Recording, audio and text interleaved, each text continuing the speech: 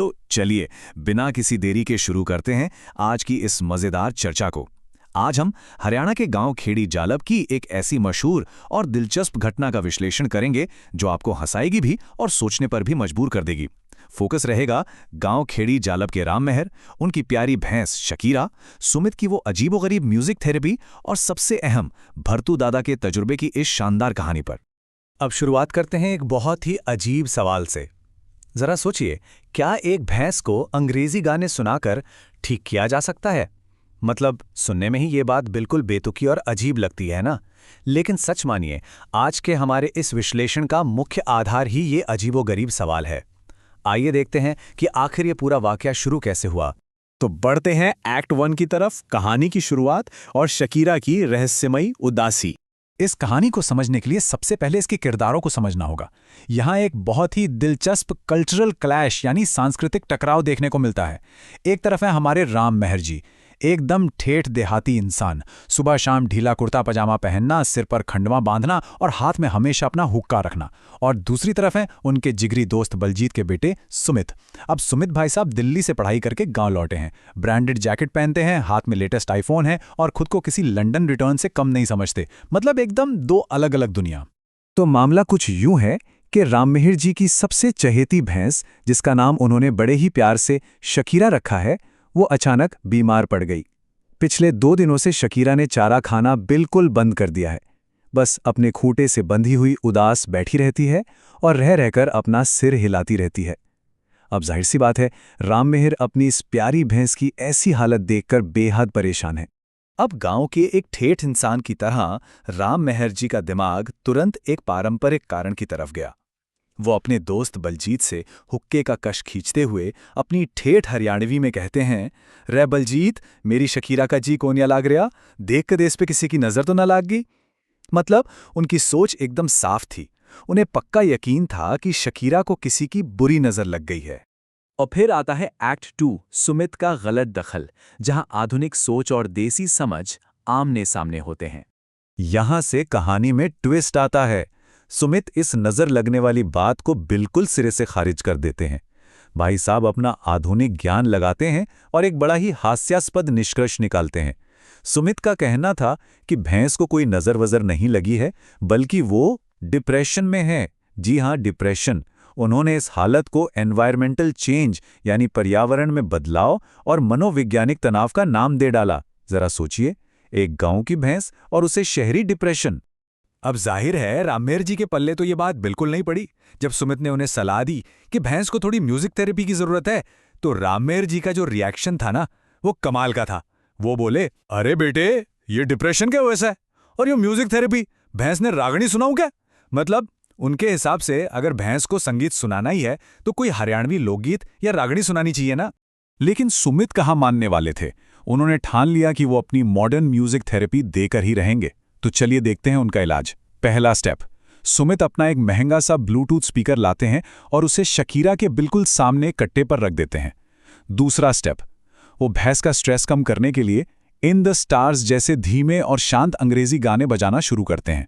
और तीसरा step, Shakira अपनी बड़ी बड़ी आंखों से पहले तो स्पीकर को घूरती है और फिर अपनी पूंछ इतनी जोर से हिलाती है कि सुमित के मुंह पर एक जोरदार थप्पड़ पड़ता है।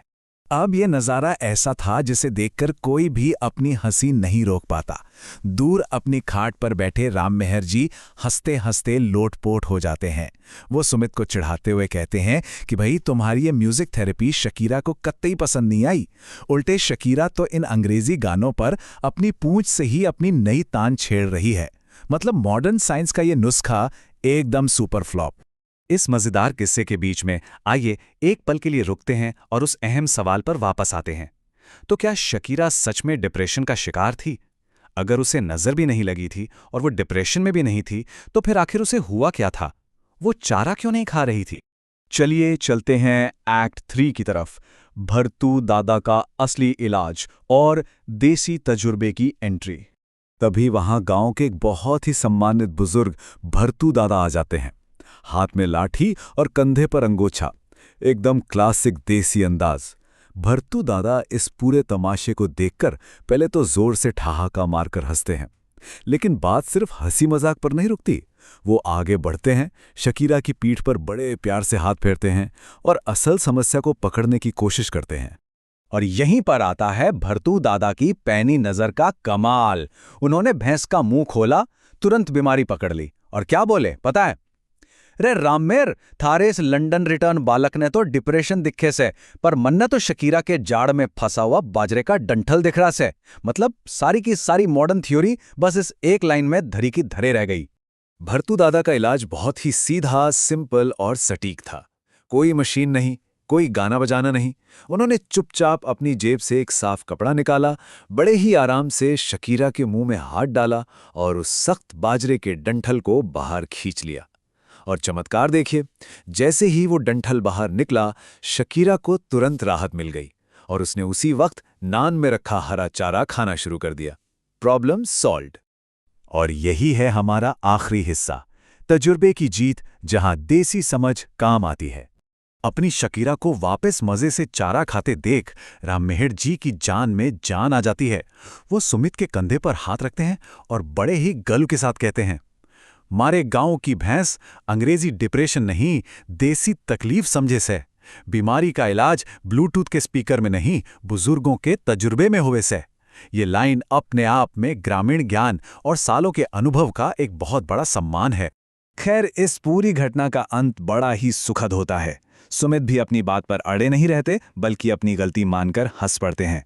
वो भी मान लेते हैं कि भाई यहां तो उनकी साइंस पूरी तरह फेल हो गई। शाम ढलते ढलते राममेहर की रसोई से उबलते हुए दूध की बढ़िया सी खुशबू आने लगती है और पूरी गांव की चौपाल बस इसी बात पर ठहाके लगाती है कि कैसे शकीरा ने पूंछ मारकर अंग्रेजी गानों को रिजेक्ट कर दिया। अब इस पूरी कहानी से हमें क्या समझ आता है? सीख बहुत ही साफ है। देखिए, आधुनिकता और नई तकनीक का अपना एक अलग महत्व है, उससे इनकार नहीं है। लेकिन चाहे हम कितनी भी तरक्की कर लें, बुजुर्गों का जो प्रैक्टिकल एक्सपीरियंस है, जो उनकी बुनियादी समझ है ना, वो अक्सर किसी भी समस्या का सबसे सटीक और आसान इलाज ढूंढ ही लेती है। किताबी ज्ञान कभी भी असल जिंदगी की जमीनी तजुर्बे की जगह नहीं ले सकता। इस विश्लेषण को खत्म करने से पहले जरा ऐसे एक विचारोत्तेजक सवाल पर गौर कीजिएगा। क्या आज का आधुनिक समाज अक्सर ट्रेंडी और भारी भरकम शब्दों के चक्कर में पड़कर उन सीधे और व्यावहारिक समाधानों को नज़रअंदाज नहीं कर देता जो बिल्कुल हमारे सामने होते हैं? अगली बार जब कोई बड़ी समस्या सामने आए ना, तो सोचिएगा, शायद हमें किसी नए ब्लूटूथ स्पीकर की नहीं, बल्कि थोड़े से देसी तजुर्बे की ज़रूरत हो। इस चर्चा में हमारे साथ जुड़ने के लिए बहुत बहुत धन्यवाद।